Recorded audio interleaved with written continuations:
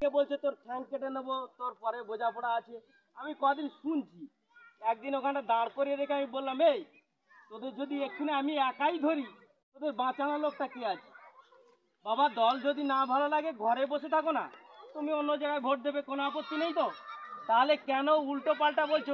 তোমাকে এক্ষুনি যদি সবাই মিলে যদি মারে, তোমার জন্য একটা ক্ষতি হয়ে যায়, আমি এটা কখনোই চাইনি। আমার রাজাপুরে আজও পর্যন্ত আমি আসার পরে কারোর মাথা থেকে রক্ত বার হয়নি, কারোর হাত ভেঙে যায়নি, কারোর পা ভেঙে যায়নি, এটা বলতে পারি। ওই ভোট আসলে একটু হাঁকাহাঁকি হয়, ওই ও ধর হ্যাঁ এসব হবে। যে যখন শাসক দল থাকবে সে তখন বলো বিরোধী দলকে যতটা পারে চেপে রাখবে, এটাই হচ্ছে তার প্রধান কাজ।